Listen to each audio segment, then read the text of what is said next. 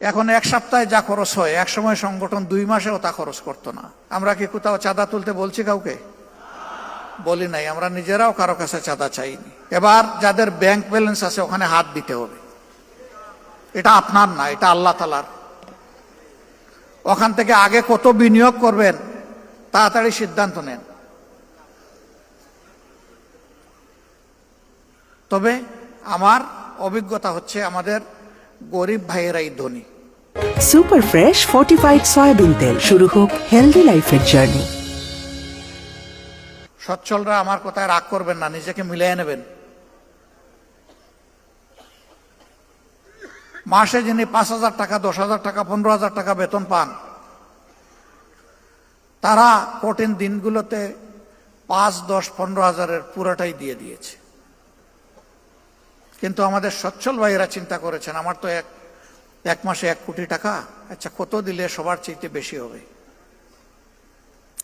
আপনি সবার সাথে কম্পিটিশন করতে গেলেন কেন?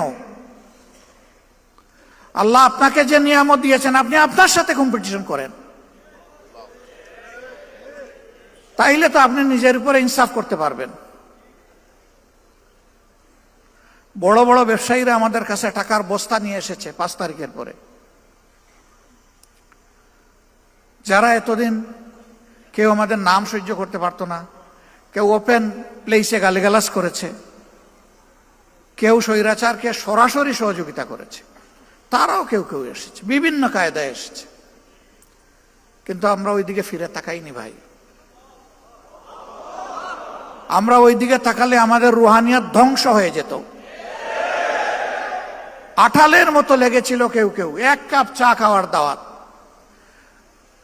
যখন সাড়া দিতে পারলাম না বলে যে 5টা মিনিটের জন্য আসবো, উনার বাসায় যদি 1 কাপ চা খাইতে পারে, এটাও সাড়া দিতে পারলাম না। তারপরে বিশাল এক অ্যামাউন্টের প্রস্তাব দিয়ে পাঠাই দিস। আল্লাহু আকবার।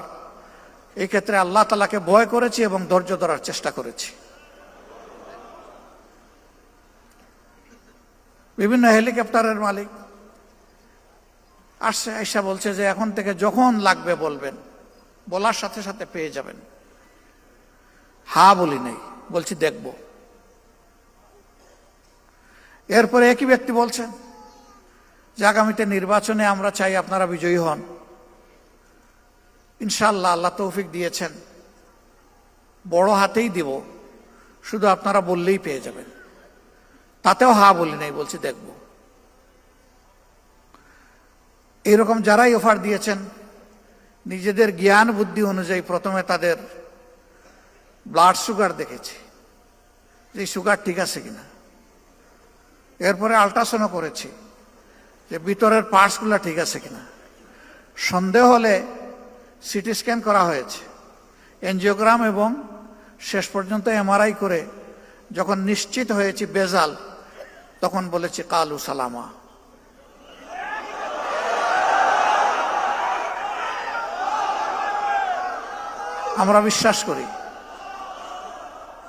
আমরা বিশ্বাস করি ইমানদারদের, যারা ইমানদার তাদের আন্তরিক দোয়া ইনশাল্লাহ আমাদের সকল ঘাটতি পূরণ করে দেবে ইনশাল্লাহ। স্বচক্ষে এগুলা দেখা যাচ্ছে। তো এখন এক সপ্তাহে যা খরচ হয় এক সময় সংগঠন 2 মাসেও তা খরচ করতো না। অতীতের নির্বাচনের সময় আমাদের ঋণ হয়েছে, নির্বাচন চলে যাওয়ার সময় সেই ঋণ আমরা কষ্ট করে পরিশোধ করেছি। আলহামদুলিল্লাহ, এই যে মুমিনদের অন্তর আল্লাহ তাআলা নরম, তরল, কোমল, মানবিক, দরদি, মায়াবী করে দিয়েছেন। এখন কোনো ক্ষেত্রে আমাদের কোনো ঋণ নাই। এত বড় সমাবেশ হয়ে গেল, আমরা কি কোথাও চাঁদা তুলতে বলছি কাউকে? বলি নাই। আমরা নিজেরাও কারো কাছে চাঁদা চাইনি। এখন কেউ বিশ্লেষণ করে 100, কেউ 200 কোটি। আপনারা শুনবেন যে কেন্দ্রের কয় কোটি খরচ হয়েছে। অবশ্যই এরকম হিসাবে আপনাদের শোনার অধিকার আছে। এই পরিমাণটা আমার ধারণা ছিল যে 3.25 কোটিতে আটকায় ফেলতে পারবো, একটু এক্সিট করবে। এটা 3.5 কোটি পর্যন্ত পৌঁছবে, এর বেশি নয়। আলহামদুলিল্লাহ। এখন যে বিশ্লেষণ করার করতে থাকুক। আমাদের আসে যায় না কিছুই।